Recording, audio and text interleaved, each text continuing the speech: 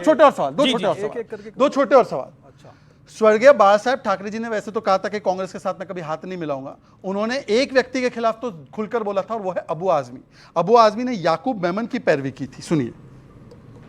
अगर याकूब मेमन की जमानत हो गई होती तो शायद ये केस और अच्छा होता। याकूब मेमन मुंबई का हत्यारा जिसने बॉम्ब ब्लास्ट कराया, और उसी याकूब मेमन की पैरवी करने वाले अबू आजमी से कौन मिलता है मातोश्री में बाला साहेब ठाकरे जी के पोस्टर पिक्चर के सामने?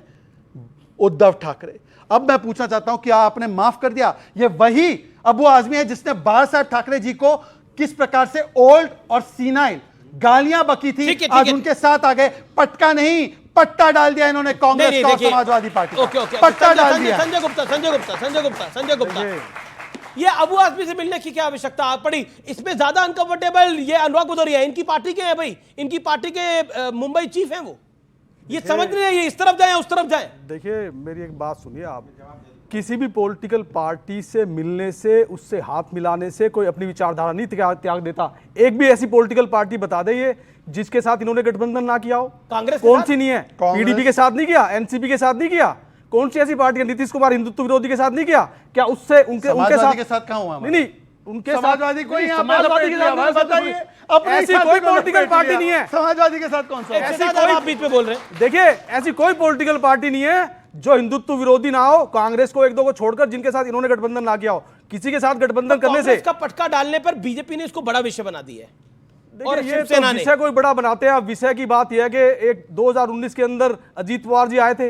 अजीत पवार जी आए, इनके स्कूल में कांग्रेस हिंदू विरोधी है। इनके कांग्रेस हिंदू विरोधी है कि नहीं है? एनसीपी भी तो है। एनसीपी को आपने कांग्रेस हिंदू विरोधी है मान रहे हैं? एनसीपी भी तो है। ये कह रहे कांग्रेस हिंदू विरोधी, हिंदुत्व विरोधी है। हिंदुत्व विरोधी है ना, हिंदू विरोधी तो नहीं है। एक मिनट सुनिए ना, हिंदुत्व विरोधी है। तो ये एनसीपी भी तो हिंदुत्व विरोधी थी, जिसको आपने 2 दिन के लिए चीफ मिनिस्टर बनाया। उसके बाद फिर आपने फिर आपके समर्थन देने के लिए नहीं आए। फिर 3 साल के बाद आपने फिर उसको उप मुख्यमंत्री बना दिया। किस लिए बनाया आपने फिर उसको? लेकिन पॉइंट ये है कि उद्धव ठाकरे का जो कांग्रेस का पटका डालने वाला विषय है उसको बीजेपी बड़ा बना रही है। लेकिन सवाल कुछ है, क्या सवाल है आपको, बोलिए। 370 पे मेरा सवाल है, इंडी गठबंधन से जी। ये सर, ये चुनाव से पहले तो ये संविधान लेके करते थे, ये संविधान खतरे में है, खतरे में, खतरे में। फिर ये 370 वहाँ पे लागू क्यों कर रहे हैं? वहाँ पे क्यों कर रहे हैं? दूसरा सवाल मुझे पूरी इन लोगों सभी लोगों से है, सर बलात्कार वर्सेस बलात्कार क्यों कर रहे हैं? बहुत अच्छी बात है, बहुत अच्छी बात है, बहुत अच्छी बात है। लेकिन जो पहला सवाल है वो भी अच्छा सवाल है कि ये संविधान लेके घूम रहे थे। दोनों अच्छे हैं, दोनों अच्छे हैं। दूसरा भी आप ही की तरफ है, 370, दूसरा भी आप ही की तरफ है। आप कहां खुश होने लगे? कम से कम 370 पे तो सवाल है। वैसे तो हम संविधान लेके, संविधान की किताब लेके घूम रहे थे, अब क्या हुआ संविधान का? हम आज भी संविधान को मानने वाले लोग हैं, आज भी संविधान और न्यायपालिका को मानने वाले लोग हैं। हम भारतीय जनता पार्टी नहीं है।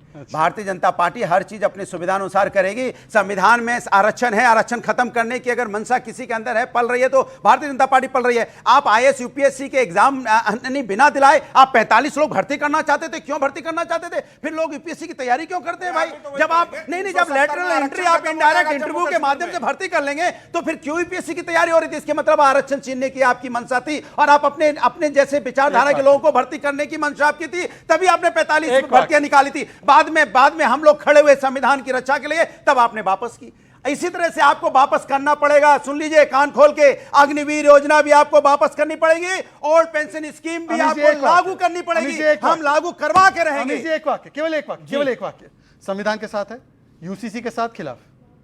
हम संविधान यूसीसी के साथ खिलाफ। नो जवाब। अब मेरी पूरी बात से बोलोगे, जवाब तो मुझसे लोगे ना। अरे पर अपने समय पर दोगे ना आप। तो ये बोलो, घुसपैठ मत कीजिए ना। वो तो रोहिंग्याओं के लिए छोड़ रखा है आपने कहा। अब सुन लीजिए, अब सुन लीजिए। अरे सुन लो भाई, अरे रोहिंग्या में मुसलमान दिख गया इनको।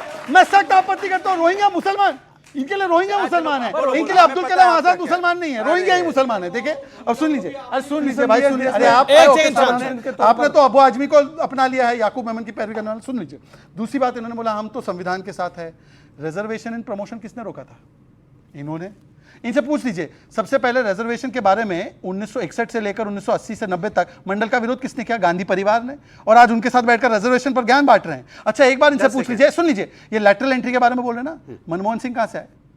मनमोहन सिंह खुद लैटरल एंट्री है, मतलब ये बोल रहे हैं मनमोहन सिंह एंटी रिजर्वेशन। सुन लीजिए, और आखिरी बात इनसे पूछा जाता हूं, ये जो हमारे शिवसेना के जो कहते हैं, मैं शिवसेना कहूं, सावरकर जी का, असली तो हमारे साथ है, ये तो नकली है, ये तो फर्जी है। इनकी तो चेक करनी पड़ेगी, इनका चेक करना पड़ेगा, इनका चेक करना पड़ेगा, इनका सर्टिफिकेट चेक करना पड़ेगा। अरे सुनिए, अरे सुप्रीम कोर्ट ने बोल दिया हमें। एक समय वो था 2019 तक जब हम एक स्वर में एक साथ बोला करते थे। जी जी जी, एक और जिस मुख्यमंत्री पद के लिए इन्होंने अपने 30 साल पुराने साथियों को छोड़ दिया, वो मुख्यमंत्री पद इन्हें आज भी नहीं मिला महाराष्ट्र में।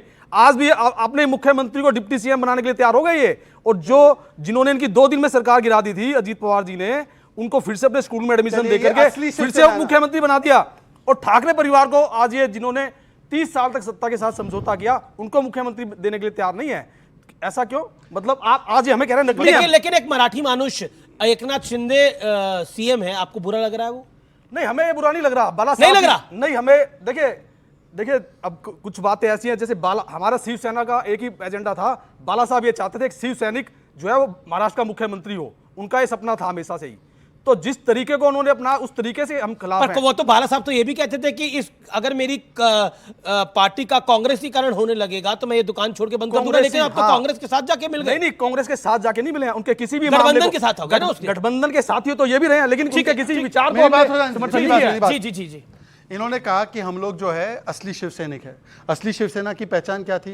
कि मराठी मानुस और हिंदुत्व की लड़ाई। अब मैं आपसे पूछना चाहता हूं, मराठी मानुस पर कांग्रेस ये कहती है, सुनिए। अरे मैं मराठी मानुस, अगर मराठी सुन लीजिए, बदलापुर में रेप करेगा, मराठी मानुस रेप करेगा। और सुन लीजिए सर, प्लीज बीच में मत बोलिए।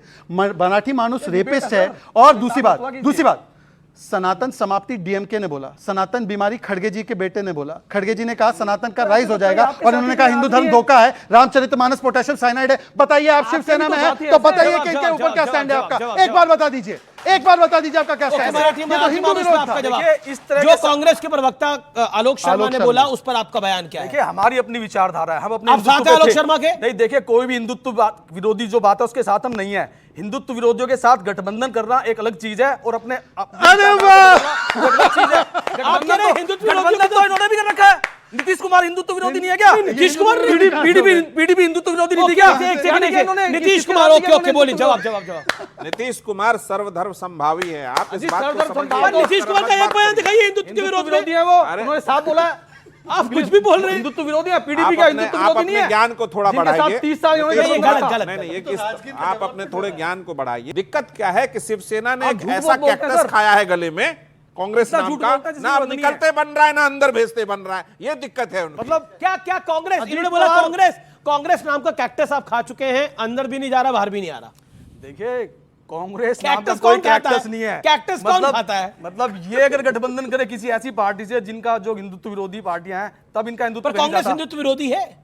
कांग्रेस हिंदुत्व विरोधी है, लेकिन इसका मतलब ये नहीं है, कि वो देश विरोधी है। आप लोग कांग्रेस के साथ हो, माफ करिए कि लेकिन मुझे तो वो कादर खान और जॉनी लीवर की फिल्म याद आ रही है। मतलब मैं आपके साथ हूं। देखिए, हिंदुत्व विरोधी हमारे देश के अंदर कई पॉलिटिकल पार्टियां हैं। कौन लेकिन कौन एक सेकंड, हिंदुत्व विरोधी है कौन सी पार्टी है? जैसे कि कांग्रेस है, जैसे कि पीडीपी है, जिनके साथ इनका गठबंधन 30 साल रहा। ये सपा और आरजेडी ये भी है क्या? सपा भी हिंदुत्व विरोधी है वैसे तो, लेकिन इसका मतलब ये थोड़ी है ये भी हिंदुत्व विरोधी है। मुझे लगता है ये आपके अलायंस के भाई, जो सच है वो सच है, जो सच है वो सच है। अलायंस है आपके, ये आपका अलायंस है। सुनिए ना, जो राम मंदिर का समर्थन नहीं करते, जो राम मंदिर पे नहीं गए, वो हिंदुत्व विरोधी हैं। ये बड़ी बुरी तरह से पॉलिटिकल एम्बैरेसमेंट हो गई है अनुराग भदौरिया के लिए। क्या है कि इस तरह की भाषा जब इस्तेमाल की जाती है डिबेट में कि फलाना ये विरोधी वो विरोधी, तो बड़ी तकलीफ होती है। मुझे लगता है कि सबको अपनी सहमता से बात करना चाहिए। हम लोग किसी को भी ये बोलते हैं जो भी विरोधी हो गए अपने आप को कि हम राम मंदिर का समर्थन नहीं करते, जो राम मंदिर का समर्थन नहीं करते ना, वो मूड में नहीं चुप होने के। अरे वो चुप होने के कोई फॉर्म में सच बोल रहे हैं। वो सच क्या बोल रहे हैं उन्हें नहीं पता, वो बोल क्या रहे हैं। नहीं देखिए नहीं वो पार्टी को गालियां मुझे बोलने दो ना अपनी बात। देखिए, सवाल ये है कि वो क्या बोल जा रहे हैं उन्हें पता नहीं है, लेकिन मुद्दों पे आना चाहिए हम लोग को, क्योंकि हम लोग मुद्दों से डाइवर्ट हो रहे हैं। हम बार-बार ऐसी बात सोच समझ के नहीं बोल रहे। नहीं, ऐसा नहीं है, मैं बहुत सोच समझ के बोल रहा हूँ। ऐसा नहीं है, अगर जो आदमी राम मंदिर पे नहीं जाने के लिए तैयार है, उसके प्राण प्रतिष्ठा प्रोग्राम पे जाने के लिए तैयार नहीं हुआ, वो हिंदुत्व विरोधी है। भैया गीता की कसम खा के आए हैं, ये गीता की सौगंध खा के आए हैं, जो बोलूंगा सच बोलूंगा। हाँ, सच के सिवा कुछ नहीं। वो क्या बोल रहे हैं उन्हें खुद नहीं पता। सारे जहां से अच्छा हिंदुस्तान हमारा इसलिए कहा जाता है, हम सभी धर्मों का सम्मान करते हैं, नफरत नहीं फैलाते हैं। नफरत फैला रहे हैं। अब आप जो है ये बुला करके इनको क्या बुलवाना चाह रहे हैं ये हम लोग क्या समझ हम नहीं क्या पा नफरत फैला रहे रहे हैं? हम ये देखिए, कह हम रहे हैं सच कि बात बोल रहे ये हैं। इनके पास हमारे पास तो ये उद्धव ठाकरे के सिपाही हैं। अरे भाई उद्धव ठाकरे जी ने क्या कहा सुनिए वहां क्या कहा बताइए? ये क्या कह रहे हैं वो कह रहे हैं राजीव गांधी को समझने में हम गलती हुई लोग हमसे। यहाँ हिंदू मुस्लिम राजीव गांधी नहीं अच्छे हम आदमी लोग थे। बेरोजगारी वो अच्छे महंगाई आदमी थे। की इसमें बात कोई राय करने नहीं है। वाले लोग हैं इसमें कोई राय नहीं है। हम वो एक अच्छे आदमी थे, एक अच्छे एक मिनट, politician ये थे। कुछ कहना चाह रहे हैं। वो एक अच्छे पॉलिटिशियन से ऐसा थोड़ी है कि राजीव कांग्रेस गांधी। ऐसा नहीं है कि कांग्रेस ने इस देश के लिए कुछ किया ही नहीं। कांग्रेस ने इस देश को आजाद कराया है। कांग्रेस ने इस देश को आजाद कराने के बाद इस देश को बनाया है, चलाया है, और आज भी कांग्रेस के कारण ही ये हमारा देश चल रहा है। वो ठीक है कि दूसरी जो पॉलिटिकल पार्टियां हैं, चाहे वो अटल बिहारी वाजपेयी साहब रहे, चाहे मोदी साहब है, अपने तरीके से एक रिनोवेशन कर रहे हैं, देश को आगे ले जाने में काम कर रहे हैं। मगर ऐसा नहीं है कि कांग्रेस ने कोई काम नहीं किया, या कांग्रेस ने इस देश को आजाद नहीं कराया, या कांग्रेस ने इस देश को चलाया नहीं। ऐसा नहीं है। वो हिंदुत्व विरोधी बात इसलिए आती है क्योंकि उन्होंने राम मंदिर का समर्थन नहीं किया, क्योंकि उन्होंने काशी और मथुरा का समर्थन नहीं किया, और ऐसे बहुत से मुद्दे हैं जिस मामलों पर कांग्रेस को समर्थन करना चाहिए था, और इन मुद्दों पर समर्थन नहीं करने के कारण आज कांग्रेस सत्ता से बाहर है। और इस चीज को राहुल गांधी जी ने समझा है, और समझने के बाद अब वो हिंदुत्व वाली विचारधारा पे चलने के, अपने आप को चेंज करने के लिए भी तैयार है। वीर सावरकर के विषय में, वीर सावरकर जी के विषय में पहले बहुत बोलते थे खिलाफ, लेकिन हमने समझाया अब नहीं बोलते उनके खिलाफ। अच्छा, आपने समझाया राहुल जी हमने को? समझाया, बिल्कुल पढ़ाया हमने। अब आने के बाद अब वीर सावरकर जी के खिलाफ नहीं बोलते, हम हमेशा से वीर सावरकर जी के साथ। इन्हें नहीं समझा पा रहे आप समाजवादी पार्टी वालों को?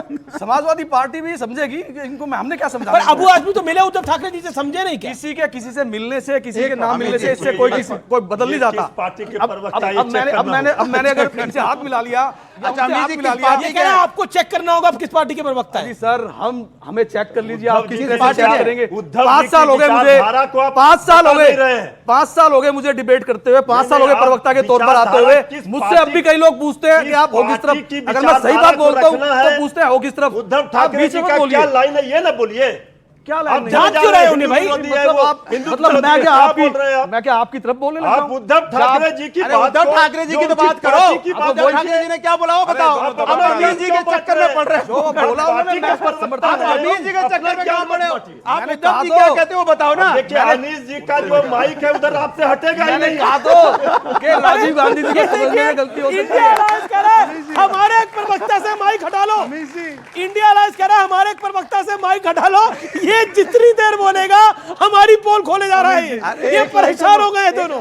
तो व्यूअर्स, आर पार में वक्त हो गया ब्रेक का, लेकिन ब्रेक के उस पार कुछ बड़े ज्वलंत सवालों के साथ हम आ रहे हैं। मेरे युवा मित्र यहां पर सवाल पूछेंगे, कुछ गंभीर मुद्दों को उठाएंगे। आप देख रहे हैं आर पार का जोरदार एडिशन ब्रेक के बाद भी।